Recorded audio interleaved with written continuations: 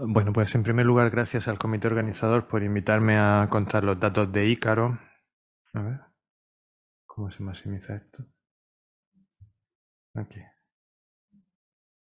Sí, aquí. Vale, este va a ser el eje de la charla. Voy a contar una serie de pinceladas para ponernos en contexto sobre el carcinoma adrenocortical. Veremos una introducción, clínica, diagnóstico, estadiaje, factores pronósticos, una breve pincelada sobre el tratamiento del tumor localizado, del tumor avanzado, y ya el grueso de la presentación será presentar los datos del tratamiento del carcinoma adrenocortical en España en los últimos años. Bueno, como sabéis, el carcinoma adrenocortical es una neoplasia huérfana, rara, con una incidencia anual de entre 0,7 y 2 casos en millón de habitantes. En mi zona de salud nos toca uno cada aproximadamente 2-3 años. Es difícil ser experto en esta patología. En España, entre 50 a 100 casos aproximadamente al año. Se sabe que hay un sesgo de género, es más frecuente en mujeres, esto lo suelen mostrar todas las series, probablemente hay un componente hormonal aquí y seguramente tiene repercusiones incluso más allá de la simple prevalencia en cuanto a síntomas, en cuanto a clínica endocrina, etcétera. La mayor parte suelen ser tumores, como sabéis, esporádicos, aunque se ha descrito también agregación familiar con diferentes síndromes, como el Li-Fraumeni, el Menuno, el síndrome de Lynch y otros. Y clásicamente la mayor parte de series han atribuido un mal pronóstico a estos tumores, incluso en el estadio 1. Es verdad que en series más modernas muestran resultados de supervivencia que son algo mejores de los que veis aquí, quizá por la introducción de mitotano, por las técnicas quirúrgicas, pero clásicamente se ha pensado, se ha asociado el carcinoma adrenocortical con una neoplasia de bastante mal pronóstico. En cuanto a la clínica, básicamente viene mediada por la aparición de síndromes funcionantes, aproximadamente en la mitad de los pacientes. Sabéis que el más frecuente es el hipercortisolismo, el síndrome de Cushing, pero también tenemos síndromes por exceso de andrógenos, con hirsutismobilización, tenemos también síndromes de feminización, en fin, tenemos todo el cortejo de enfermedades hormonales que son posibles por exceso de secreción de hormonas suprarrenales. Aproximadamente la mitad de los pacientes se diagnostican simplemente por el crecimiento de la masa abdominal, ¿no? Esto, un poco la frecuencia depende del tipo de notificadores que tienes. Registros liderados por oncólogos, hay más síntomas tumorales. Cuando el registro lo lideran endocrinos, pues hay más prevalencia de clínica endocrina. Es muy importante, se sabe, hacer el diagnóstico endocrino preciso, puesto que tiene múltiples facetas a la hora de paliar los síntomas, lógicamente los síntomas. Es importante también detectar el hipercortisolismo que a veces suprime el eje hipotálamo y suprarrenal y tiene esto importancia de cara a la cirugía, una vez que le vamos a quitar la suprarrenal. Es importante antes de la cirugía también detectar aquellas hormonas que nos van a servir de biomarcadores o de marcadores tumorales para monitorizar el caso. Y después de ello, básicamente lo que necesitamos son pruebas de imagen para estadificar a los pacientes. La mayor parte de los casos se hacen a través de TAC. Y cuando el paciente se opera, es básico un buen estudio anatomopatológico. Esto básicamente consiste en primer lugar en diferenciar un tumor primario de un tumor secundario con marcadores específicos como MELAN1, la alfa-inhibina, SF1, que es un factor de transcripción, pero después hay que intentar graduar la lesión. Y aquí tenemos los criterios de Weiss, los criterios clásicos y sobre todo los índices de proliferación, como es el Ki67 y el índice mitótico, ¿no? Ahora veremos el impacto que tiene esto pronóstico. Bueno, los 4 factores pronósticos más importantes que se han identificado son la TNM del grupo ENSAT, el índice de proliferación, Ki67, el índice de Weiss, o sea, son las características morfológicas, y el grado de resección tumoral, ¿no? Es interesante ver que probablemente, como igual que pasa en tumor neuroendocrino, seguramente hay un efecto sumatorio de la diferenciación que transmite un tipo de información pronóstica que debe ser ligeramente distinta de lo que transmite la diferenciación. Y todo esto establece matices, ¿no? Establece matices en el sentido de que puede haber tumores estadio 3 que tengan un mejor pronóstico que el promedio si son bien diferenciados, si tienen baja proliferación. Igual puede haber tumores 1 y 2 que sorprendentemente, o sea, tienen un comportamiento que puede ser sorprendente en función de este tipo de parámetros, ¿no? Se pueden comportar a veces pues, más como estadio 2 o como estadio 3 en función de sus características histológicas. Igualmente, en el estadio metastásico pues, también se puede matizar. Hay heterogeneidad dentro de los pacientes metastásicos en función de la carga tumoral y de otros parámetros.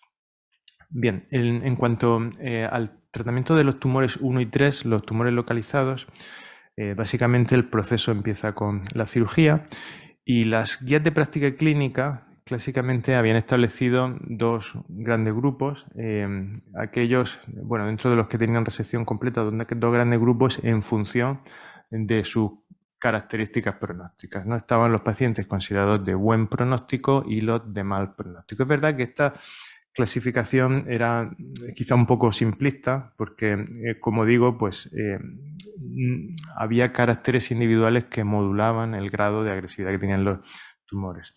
Clásicamente se había considerado que en aquellos pacientes considerados de bajo grado o grado intermedio se podía considerar el tratamiento con mitotano y en aquellos tumores de alto grado definitivamente se tenía que considerar mitotano. Veremos que ahora con la llegada del ensayo Adiuvo esto se ha matizado un poco y quizás se ha desincentivado el uso de mitotano en pacientes que tienen tumores considerados de bajo grado o grado intermedio, aunque esto habrá que también modularlo con otros factores individuales que pueda tener el sujeto, ¿no? Ki67 borderline, tamaño, otra serie de características.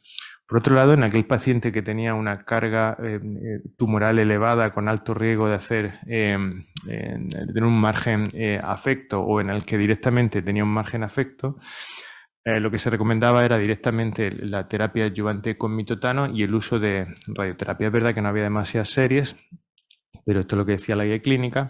Y esto recientemente también se ha matizado con los datos del ensayo ARAR 0332 que ahora veremos. Bueno, la guía de 2020 básicamente recoge las mismas recomendaciones, pero como veis, en aquellos tumores de bajo riesgo, riesgo intermedio, se añade la opción de vigilancia activa. Vigilancia activa, o sea, no administrar ningún tratamiento. Bien, la eficacia de mitotano en adyuvancia ha sido un tema de controversia desde hace años, desde la publicación en 2007 en New England del estudio italo-germánico. Aquí tenéis un resumen de los principales estudios publicados. Hay otros más pequeños que se han publicado posteriormente y básicamente los datos sugerían la existencia de un pequeño beneficio en términos de supervivencia libre de enfermedad y supervivencia global. Y es verdad que todos los estudios eran estudios observacionales, no había datos aleatorizados, y es verdad que se decía que había ajuste multivariable en todos ellos, pero cuando te los mirabas, mi sensación es que probablemente el ajuste no era demasiado convincente como para excluir aquí el sesgo de confusión residual que seguramente sigue existiendo en la mayoría de ellos. De hecho, cuando tú te miras los datos de New England de Terzolo, que son los que hacen que pongamos mitotano cuando lo ponemos a la mayor parte de estos pacientes, uno de los argumentos que se esgrimen para recomendar el tratamiento es que el estudio estaba muy bien analizado estadísticamente y que se habían macheado muy bien los grupos y que se había analizado estadísticamente muy bien, pero esto sinceramente era cuestionable porque cuando uno va y directamente ve cómo está eso hecho, los factores de confusión que se analizaban eran la edad y la TNM y ya está. Eso era, en una enfermedad tan heterogénea como el carcinoma adrenocortical, eso ni de lejos permite ajustar por factores de confusión, por no decir que eran 47 pacientes. O sea que a mí, yo cuando veo estos datos, aquí realmente no puedo excluir que, a ver, parece que todos están a la izquierda del 1, pero aquí no puedes excluir el error sistemático, ¿no? Que haya pacientes con mejores características o mejor perfil pronóstico que tiendan a ser tratados. Por tanto, realmente la evidencia que teníamos a favor de la adyuvancia era escasa. Y este era el contexto cuando se publican los datos del ensayo Adiuvo, el primer ensayo aleatorizado, que se realiza de forma casi heroica porque es muy difícil reclutar en esta patología. Y era un ensayo que además básicamente pretendía incluir a aquellos pacientes que tenían mejor pronóstico dentro de los tumores neuroendocrinos resecados, ¿no? Entonces el problema que tuvieron es que no solo no reclutaron, al final se cerró de forma prematura con 90 pacientes, sino que encima tenía muy poquitos eventos, ¿no? Como veis, fijaos, con mitotano 8 eventos de recurrencia, 2 eventos de muerte. O sea, era un ensayo difícil de llevar a cabo y difícil de interpretar. Bueno, Como veis, no hay evidencia de diferencias significativas, o por lo menos la señal es muy débil, y esto se cierra cuando se hace un análisis bayesiano que concluye que de continuar el ensayo la probabilidad de que este sea positivo desde un punto de vista frecuentista va a ser muy pequeño, por tanto los investigadores deciden parar ahí y no seguir con el gran esfuerzo de seguir llevándolo adelante, ¿no? Y bueno, pues esto te deja con la sensación de un estudio inconcluso, un estudio inconcluso donde no hay evidencia de efecto, lo cual no quiere decir que haya evidencia de no efecto, que es lo contrario, ¿no? Y donde al final, pues como veis, numéricamente sí que sigue habiendo menos eventos en el grupo que llevó mitotano. Con lo cual, pues nos quedamos un poco con esa falta de evidencia.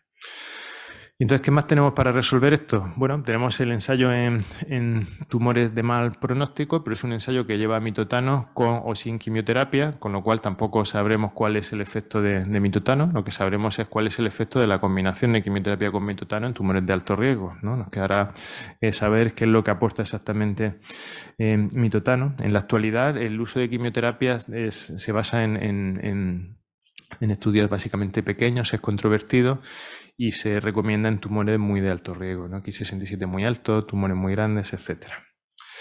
Recientemente se ha publicado también en JCO los resultados del ensayo ARAR 0332, que es un estudio no aleatorizado que tenía varios cohortes, ¿no? Como podéis ver aquí, y básicamente lo que muestra es que los estadios 1 tienen muy buen pronóstico, los estadios 2 tienen un pronóstico un poco peor y parece que no lo rescata el hecho de hacerles linfadenectomía, que es algo distinto, perdón, los estadios 2 son estos. Tienen peor pronóstico y no lo rescata la linfadenectomía que llevaba de forma mandatoria esta cohorte, lo cual es algo distinto de lo que a veces se ha recomendado en la guía de práctica clínica. Y de forma sorprendente, lo que encuentra este estudio, que yo creo que es posiblemente lo que más valor tiene, es el buen pronóstico que tienen los tumores estadio 3 que iban con quimioterapia y cirugía, ¿no? Estos, como veis, tienen un pronóstico que es parecido al de los estadios 1. De ahí que en esos tumores grandes, borderline, igual es una opción en comité multidisciplinar que se decida pues, hacerle neoadjuvancia a este tipo de tumores. Pero bueno, estamos hablando de un estudio no aleatorizado, un estudio de cohortes, con la limitación de evidencia que esto supone. Pero es lo que tenemos en carcinoma adrenocortical, ¿no? Una literatura que está plagada de series retrospectivas, series de estudios de cohortes, etcétera. Como digo, esto era un poco distinto de lo que clásicamente habíamos establecido. Había este estudio de Berruti, donde en 2010 concluía que la linfadenectomía se asociaba a un efecto muy importante sobre la supervivencia global y la supervivencia libre de progresión. Aquí tenéis las curvas de Kaplan-Meier. Lo que pasa es que, bueno, uno ve estos multivariantes y a veces se queda un poco perplejo, ¿no? Porque aquí, por ejemplo, falta el margen de recepción. ¿No? Uno no sabe hasta qué punto la linfadenectomía lo que traduce es un borde afecto, que ya se sabía que tiene mal pronóstico. No llega a estar muy claro y por eso probablemente las recomendaciones aquí varían un poco. Bueno, ¿qué pasa en tumor estadio 4? Se reproduce un poco el mismo patrón, tenemos bastantes pocos estudios, hay que tratar a los pacientes con una evidencia muy limitada. El estudio más importante establece el tratamiento con EDP mitotano en primera línea y en segunda línea tenemos otras opciones como estreptozotocina con o sin mitotano o gencitabina con cabecitabina. En pacientes que sean susceptibles también se deben considerar terapias locorregionales. Eventualmente los pacientes se hacen resistentes y ahí tú te tienes que plantear qué es lo que debemos hacer al respecto. Bien, el estudio con más peso es el FILM-ACT. Este es un ensayo aleatorizado en pacientes con tumor avanzado que ha aleatorizado a los pacientes a recibir la combinación de platino, doxorubicina y etopósido, que es una quimioterapia compleja, que no es agradable de poner así de entrada, que es muy costosa desde el punto de vista del consumo de recursos en hospital de día y es relativamente tóxica frente a estreptozotocina y mitotano. Bueno, los resultados yo creo que los conocéis. Los resultados son en general bastante modestos. Parece que la rama con EDP mitotano iba mejor, aunque luego esto no se proyectaba en la supervivencia porque había un crossover. Aquí probablemente lo más destacable es comentar el efecto que tenía el uso concurrente de mitotano, ¿no? Parece que había un efecto de subgrupo en aquellos sujetos que tenían niveles de mitotano bajos, que eran aquellos que alcanzaban o tenían un mejor efecto de EDP contra estreptozotocina en mitotano. Esto es difícil de interpretar. Hay quien dice que la posible causa podría ser que los niveles altos de mitotano pudieran haber tenido un efecto pronóstico favorable, pero también es verdad que hay una interacción farmacológica entre topósido, adriamicina y mitotano. Mitotano hay que saber que reduce la concentración de múltiples drogas porque es un potente inductor enzimático, ¿no? Por tanto, eso hay que tenerlo en cuenta en determinadas situaciones. En cambio, la vía de estreptozotocina no va por la vía del, o sea, no se metaboliza por la vía del CYP3A4, igual tenía menos interacciones. Bueno, eso es una de las cosas que quedó ahí en el candelero, pero que yo creo que hay que tener en cuenta en la práctica clínica. Si el paciente no tiene hipercortisolismo, pues igual las consideraciones farmacocinéticas hay que tenerlas también en cuenta. Eventualmente el oncólogo encuentra que la mayor parte de pacientes se vuelven refractarios. Otras opciones son gencitabina, capecitabina con muy escasa evidencia, como aquí tenemos, y tenemos muy poquita información sobre agentes biológicos. Yo esto lo pasaremos como una pincelada porque creo que el siguiente ponente lo revisará con detalle. La inmunoterapia sigue siendo una estrategia prometedora, pero la mayor parte de estudios que tenemos, como veis, son bastante pequeños. Básicamente, el mensaje que puedo transmitiros es que no se ha excluido que no tenga algún efecto en algún subgrupo de pacientes. Lógicamente, aquellos con inestabilidad microsatélites y quizá los que tienen PDL1 alto, pero no, esto no está claro. Con respecto a mitotano en monoterapia, se repite el patrón que hemos tenido previamente en muchos estudios retrospectivos, estudios no aleatorizados. En general, todos concluyen en que la tasa de respuesta es relativamente baja cuando se administra en monoterapia. Por tanto, este es un fármaco muy eficaz para tratar el hipercortisolismo, no tanto para administrar una respuesta morfológica administrado en monoterapia. Y la indicación en monoterapia pues, sería baja carga tumoral, tumor relativamente indolente en bajo grado. El efecto posiblemente está mediado o se asocia o se correlaciona con la concentración del fármaco alcanzada. De ahí la importancia de monitorizar los niveles con Lysosafe. Y paso directamente a contaros lo que da de sí el análisis del estudio Ícaro con datos analizados en octubre de 2022. Bueno, en este momento teníamos 322 casos que procedían de 34 centros. Aquí los tienen reflejados. Fijaos cómo Gijón, Oviedo, Cabueñes eran los terceros, cuartos reclutadores. Globalmente, si se suman, pues la mayor parte de los pacientes son asturianos, la mayoría son asturianos. Bien. La Paz era el primero, efectivamente. En el registro participaban 34 centros, 17 de los notificadores eran oncólogos, había 23 endocrinos, en un estudio que estaba promovido a la par por la GETI, Grupo Español de Tumores Raros e Infrecuentes, y por la Sociedad Española de Endocrinología y Nutrición. Bueno, en cuanto a las características basales, son parecidas a las que se ven en otros registros. Se confirma el predominio en el sexo femenino. La edad media es algo más joven que para otras neoplasias epiteliales, como hay 51 años. Son tumores jóvenes con buena situación, o sea, son pacientes jóvenes con buena situación funcional. Hay un tercio de tumores incidentales.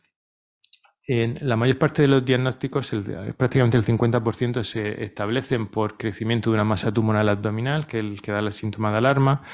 El 39% de tumores son funcionantes y, como ocurre en otras series, pues lo más frecuente es un hipercortisolismo, seguido de síndromes por exceso de andrógenos, síndrome de Con, que es mucho más infrecuente, amenorrea, disfunciones del tiro, feminización.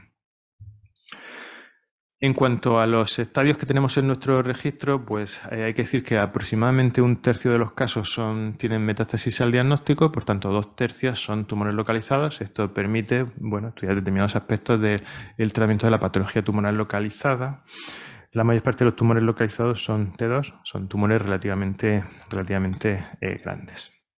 Bien, en cuanto a tumores localizados, pues hay 209 que eran localizados y resecados, y de ellos aproximadamente la mitad habían recibido tratamiento con mitotano. Por tanto, era muy tentador repetir la experiencia de la serie telogermánica y de otras series que habéis visto aquí.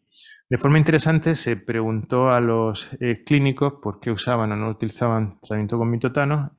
Fijaos cómo la causa más frecuente para no utilizar mitotano es la falta de experiencia del clínico en alrededor de un tercio de los pacientes, ¿no? Esto, con una neoplasia tan infrecuente, tampoco es de extrañar. La segunda causa es en la no disponibilidad de evidencia, considerar que no hay una evidencia suficiente. En cuanto al motivo de la suspensión, fijaos como aproximadamente el 50% de los pacientes suspenden o bien por toxicidad o bien por progresión tumoral. Son pocos los pacientes que suspenden el tratamiento por considerarlo por terminado. Es un tratamiento de 5 años, pues hay muchos pacientes que paran antes. La adherencia, tal y como se reportó por el clínico, parece ser que fue alta, y hay que recordar que la toxicidad, que es lo que lleva a estas suspensiones, pues es relevante en algunos casos, en adyuvancia. Yo diría que lo más destacado es la toxicidad del sistema nervioso central, 46%, si bien es verdad que graves no son la mayoría, pero es una toxicidad muy sensible que incluso, aunque sea leve, alarma bastante al clínico y a pacientes. Lo segundo que tiene, yo creo, relevancia y que condiciona el manejo es la disfunción hepática, 50%, un 7% de ellas son graves. Y luego hay otras cosas que también condicionan mucho la calidad de vida diaria de los pacientes, como son la astenia en el 68%, que fijaos que puede llegar a ser grave en el 15%. Es verdad que hay muchas otras toxicidades que son manejables, ¿no? Por ejemplo, la insuficiencia adrenal es bastante manejable, diarrea, hipercolesterolemia. El resto de cosas son bastante manejables, salvo estas tres que he destacado. En cuanto a los resultados, lo que vimos fue bastante curioso en cuanto a supervivencia libre de enfermedad, teniendo en cuenta que estos son datos no aleatorizados, son 2 cohortes que reciben o no tratamiento con mitotano, ¿no? Y por tanto aquí hay sesgo de confusión seguro. Lo que se ve es curvas que se cruzan. Estas curvas que se cruzan nosotros las habíamos visto muchos con estudios de inmunoterapia, normalmente traducen la existencia de un factor de confusión debajo, ¿vale? Y aquí, bueno, es tentador pensar que como explicación más plausible que el efecto de mitotano es transitorio. Es decir, mientras se está administrando, se evita la recaída. Cuando el tratamiento se para, las curvas se cruzan y la tendencia se invierte. En supervivencia libre de enfermedad. En el ensayo multivariante prácticamente se repite el patrón de otros estudios. Los factores determinantes son el tamaño, el Ki67 elevado, la edad. Pacientes mayores, por el motivo que sea, tienden a tener tumores mucho más agresivos que pacientes jóvenes, y claramente los ganglios positivos serían los factores más relevantes. En el caso de mitotano, la señal de efecto, como veis, es muy débil, y también pasa con el caso de la radioterapia. Hay muy poquitos pacientes que reciben la radioterapia. Fijaos cómo la supervivencia libre de enfermedad no parece modificarse dentro de las limitaciones que tiene este análisis, ¿no? La radioterapia tendría como objetivo básicamente el control local, por tanto. Algo parecido pasa con la supervivencia global. Hay un aparente efecto tiempo variante, aunque la señal aquí es bastante más débil, pero bueno, hay el mismo cruce alrededor de los 24 meses, que da la casualidad que es cuando tienden a pararse la mayor parte de estos tratamientos. Una vez que se trazan las hazard ratio tiempo variantes sacadas de este modelo multivariable, pues bueno, dentro de que las bandas de confianza son bastante anchas, lo cual deja mucha incertidumbre aquí en medio, la conclusión al final que sacas es que este efecto tiempo variante es estadísticamente significativo, lo cual es difícil de interpretar, porque vendría a decir que la señal de eficacia es débil, no se puede, por tanto, descartar la hipótesis nula, pero de existir un efecto, que no sabemos si existe, de existir un efecto sería tiempo variante, sería transitorio. Lo cual a mí me parece que es una cosa curiosa, porque el resto de series, por el motivo que sea, no habían encontrado. Y no habían encontrado porque yo creo que el sesgo de confusión que tiene otras series se come completamente el efecto. Si veis la serie de Terzolo, es que tiene unos Kaplan-Meier que yo creo que es demasiado exagerado. Y eso se come este tipo de sutilezas. Entonces, ¿cuál es la diferencia entre Ícaro y la serie italo-germana? Bueno, ellos lo publicaron en New England y nosotros no. O sea, consiguieron publicar un estudio que posiblemente se haga en New England. Son 49 casos de Italia, 100 de España. La duración de mitotano en nuestra serie es más corta porque tenemos más toxicidad. Los tiempos al evento son relativamente parecidos. La supervivencia global nosotros tenemos 92, ellos 110 meses, pero esto está dentro de nuestros intervalos de confianza, o sea que es bastante plausible. Y nosotros tenemos una supervivencia global que es más baja, de 2 años frente a 42 meses que describen ellos, que la verdad es que es bastante alta. Esto es supervivencia libre de progresión, no se ve aquí más. Bueno, ¿qué pasa con el tratamiento de la enfermedad avanzada? Pues que tenemos datos que son muy parecidos a los del ensayo FIRM-AT, lo reproducen bastante bien. Aquí veis cómo el tratamiento más utilizado es EDP, y cuando se estratifican los pacientes en función del uso o no de mitotano concurrente con quimioterapia, lo que parece es que los pacientes que utilizan mitotano concurrente tienen mejores tiempos al evento dentro de las limitaciones que tiene pues, un estudio de cortes no aleatorizado. ¿De acuerdo? En el análisis multivariante no reportado aquí se tiende a ver el mismo efecto una vez que se ajusta por factores de confusión, pero bueno, ya sabéis que el ajuste por factores de confusión cuando solamente tiene 100 pacientes y no tiene demasiados eventos tiene sus limitaciones. En cualquier caso, esto no se proyectaría sobre la supervivencia global, posiblemente porque bueno, debe haber fenómenos de crossover o de agotamiento del efecto del fármaco, de suspensión o otro tipo de asuntos. Por tanto, como conclusión, bueno, hemos presentado datos locales de lo que está pasando con el carcinoma adrenocortical en nuestro país, en una multitud de centros, en una muestra que creemos que es representativa. Y más o menos confirmamos los resultados que hay en otras series y procedentes de la literatura. En tumor resecable, el tratamiento básicamente es la cirugía. El papel de mitotano sigue pendiente de confirmar porque la evidencia que tenemos sigue siendo muy baja. Desde luego, en tumores funcionantes, mitotano es la opción más adecuada. En tumor irresecable, la combinación de quimioterapia y mitotano, teniendo en cuenta posibles interacciones farmacológicas, es probablemente la mejor alternativa en primera línea. La alternativa sería estreptozotocina y mitotano, que es el tratamiento que administramos en segunda línea. Lógicamente hay que hacer un seguimiento coordinado con el endocrino porque hay múltiples problemas metabólicos y endocrinos que hay que mirar de forma concurrente. Y en cuanto a hallazgos más interesantes del registro Ícaro, pues es verdad que no tenemos evidencia estadística suficiente como para afirmar o apoyar el uso de mitotano en adyuvancia, lo cual no quiere decir que no haya que hayamos confirmado el no efecto. Es verdad que la toxicidad del fármaco hace necesaria la suspensión del 31% y es verdad que el efecto puede ser tiempo variante y según nuestra serie, pues los factores pronósticos más importantes serían el índice de proliferación o Ki67, la afectación ganglionar y la edad avanzada. Se asociarían con peor supervivencia. Bueno, gracias.